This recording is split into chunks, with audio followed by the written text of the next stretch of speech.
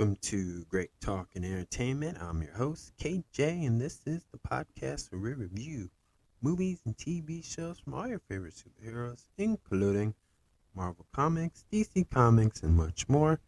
Please subscribe to my YouTube channel, Great Talk and Entertainment official channel. Now, let's go, baby.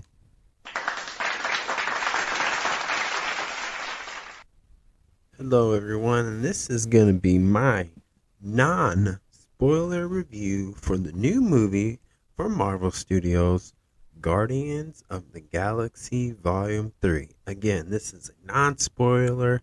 I'm not going to ruin anything, but be on the lookout for my spoiler review where I go more deep into depth about the film and more. So if you're not sure, and if all the news about how much it's making and all the other good reviews, and you're still not convinced to see it and you just came across this, I hope I can be the one to convince you to want to go check out to see Guardians of the Galaxy Volume 3. So again, this is a non-spoiler, and before we start, if you guys could just take the time and hit the thumbs up button, subscribe to my YouTube channel, and hit that notification button so you can always be updated. And that would definitely help me out and my channel out so I can have more views, more audience, more subscribers. So little things like that, I would definitely appreciate that. So thank you so much for listening, and I hope you enjoyed this non-spoiler review. So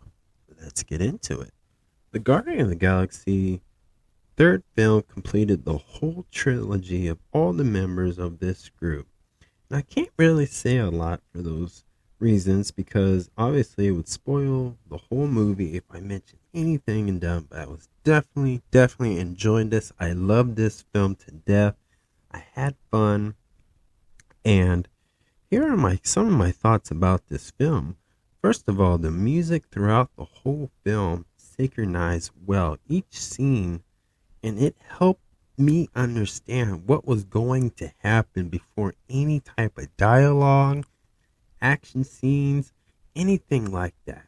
There will always be a song, and you don't even have to know the song. You might not even like certain genres of certain songs, and some of these songs could be very old for a younger audience, even for me too. I'm in my 30s, so I'm not that old. I'm old, but not that old. So let's just clear that up. But it definitely helped me understand. And it was, with this music, it was definitely a emotional ride throughout this film. And again, I just want to praise how much this soundtrack to this movie helped it a lot. Because to me, the music of each that was played in each scene, to me, the music was literally the bridge or the foundation that helped the beginning, the middle, and the end of the movie to really connect and flow well. Because if you watch Guardians of the Galaxy Volume 1 and 2, you know that these three movies or films, they really play a lot of songs. Some are like a lot older songs. Some are in the 2000s.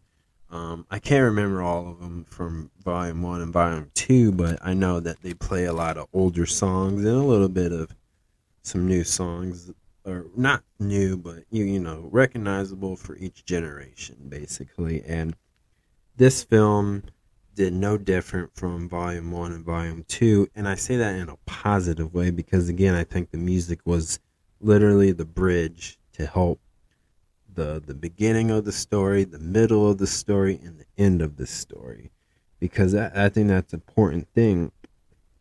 The character developments were on point.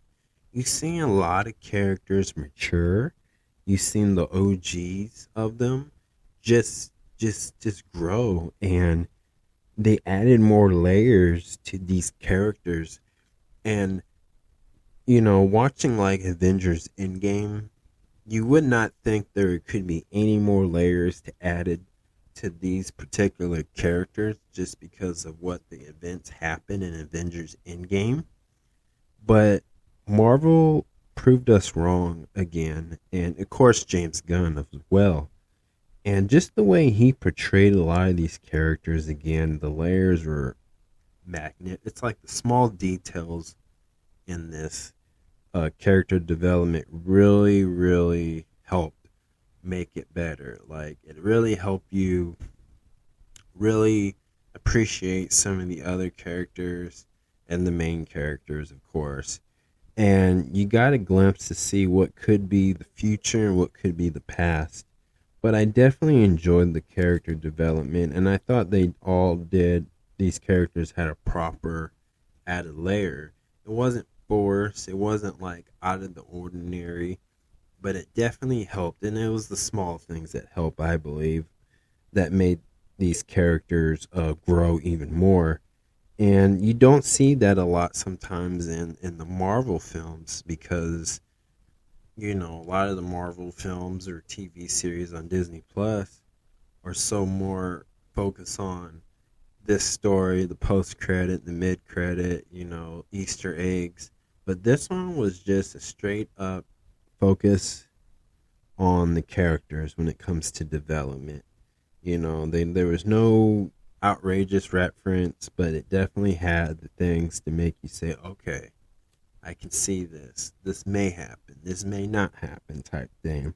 And I think that's really awesome from that. And, you know, again, I just want to go back to Avengers Endgame film. I really appreciate that because this movie mainly focused on that movie. And because, again, from all the new Disney Plus shows and movies, and we're getting introduced to new characters that had nothing to do with Marvel's Endgame. For example, we already started from Moon Knight, Ms. Marvel, She-Hulk, Shang-Chi, and then other new characters within that franchise films. You know, we got the Kate Bishop, we got, you know, Sam Wilson as Captain America. Like, it's just so much, but it was definitely nice just to stick to the one particular events through the Avengers Endgame and see that continue on in the Guardian Galaxy Volume 3. And it really helped because to me, when I bring all those characters up, those new ones were kind of like, these are the OGs of, you know, phase 1 through, 4?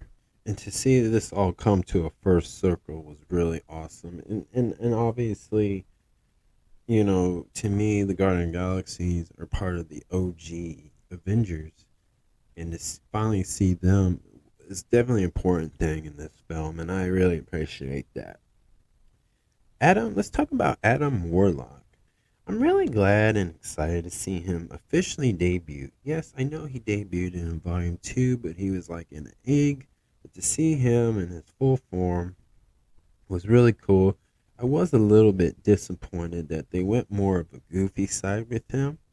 But after really thinking about it, I'm okay with that because this gives Marvel a chance to really explore Adam Warlock. And as far as what he wears and looks like, it's a mixture of different comic book accurates to him. And so and I thought that was really cool because Adam Warlock comic books are some of my favorites that I've read, and I truly appreciate that. So, like I said, and I say this for like the comic book fan readers and the hardcore Marvel / superhero fans. Like, I get it. Marvel's getting kind of goofy, but again, this I really had to think about it, and it does make sense why they went this route with him. And for people who just want to casually view this, I think people will truly be a big fan of Adam Warlock. I think this character has a lot of potential to have its own solo film, to be honest with you. Like, and I think that's what they're gonna, try to shoot for. I think that's what Marvel Studios' goal is. And I really can't wait to see what they do with him next. And the actor Will Portler, I hope I said his name right. I think he did a wonderful performance and brought this character to life because, again, this is a character who is a legit superhero. This is their version of like maybe a Superman, a Shazam, maybe a Black Adam type. And there's many challenges with a character like that because, you know, he's an alien, he's strong, he can fly, the typical basic stuff, right? Like, like a Homelander or, just more examples, right? And I get the idea of that they have to play it safe with this character to take bigger risk in the more future films or shows. So I can't wait to see more of him, but I think they have a lot going on, and I really do appreciate that. So I'm going to be more open-minded, and I still have hope to get Adam Warlock to a more serious. So, let's talk about the main villain, the High Evolutionary. That character was played well by actor. I know I'm going to say his name wrong. Chakudi Awuji is his name, and I think he did a wonderful job playing the High Evolution character. And what I like about him is he made you feel like you were in this film standing right next to a true villain. Like, as much as I'm a fan of Thanos, I am more of a fan of High Evolutionary. Like, this guy really, really, really brought this. Like, he brought this character to life. And honestly, this is a character he made you want to not like this character. He made you like not want to be a fan of him. Like when you see Thanos, people kind of get excited and want to see Thanos. This one, people are like, I don't want to see him. Like I hope he did this and that. You hope that he lose. You hope that any Marvel character that can defeat him in a way. He really got this, and he's not a cool villain. He's just a villain. He's just straight evil, and I think that's what makes this character so interesting. And the way he portrayed this character really will have the audience attention. Like you won't. It'll keep their attention. Like they will keep their eyes glued on the screen, whether you're in theaters or at home watching on the Disney Plus. Like he's got this. Bradley Cooper brought the best version of Rocket, and seeing a little bit of the origin story of Rocket, it's not quite the same as the comic book, but it's just, well, it is what it is, and it's okay. I'm okay with it. I say this in the most positive way because I know a lot of movies just don't stick to the comic books, and it's okay. And I'm glad they went this route, and I'm glad the decisions they make. And obviously, Bradley Cooper really got to use his acting chops and show more of different layers of Rocket. And it really helps you to get to know him more, the character Rocket. So, and honestly, this whole film just brought tears to my eyes. And I just loved it, and I think this is one of the best MCU films out of all of them. One of the best ones. And the most important impression that I want to share with you guys is that what I got out of all this, just watching the whole film, is this is a James Gunn film, and then it is a MCU film second. So James Gunn's film first, MCU film second. And another thing I like to bring up is the way they did Star-Lord and Gamora. I think what they did in this film, it made total sense. And I think this is the only way to go with their story. But it's beautiful. It was wrapped up in a beautiful present bow tie thing. And I think it was just amazing. And I really like this film. So, definitely, this is a complete trilogy for the Guardians of the Galaxy if you just take it out of the MCU for a second. And I tell you what, this is really good. I mean, what a chapter ending. To go on to the next phase is going to be amazing. I can't wait to see what's next for the Guardians of the Galaxy. And I can't wait to see what James Gunn's going to do in the DCU comic world of movies. And but I appreciate his art, his work, his style of directing. And to see that, I can't wait to see more in the DC comics. So, with all that being said, 1 out of 10, I'm definitely giving this a 10. This was a great movie. And I think, honestly, it's going to be hard to top. Other movies are going to come out, and it's going to be hard to top. Marvel Studios is going to come out with Disney Plus shows and more Marvel's movies, and it's going to be difficult to top that film. To be honest, like James Gunn, the whole cast again did an amazing job. The whole plot of this movie was good, really good. Honestly, after watching this and then compare it to Ant-Man the Wasp Quantumania, I would have to say this one's better. I'm not saying the Ant-Man and the Wasp Quantumania is a bad movie, but if I had to compare it to it, this one's better. And that's why I'm saying any other Marvel project, especially if it's a movie, especially in the movies, let's not include the Disney Plus shows because they're just Disney Plus shows, they're TV format. But if the next Marvel movies, again, it's going to be hard for them to top that. It's definitely for DC. So James Gunn has to top off his own movies. And it's going to be a challenge. Like, the bar was pretty much raised up a lot higher than expected. So, again, that's my review.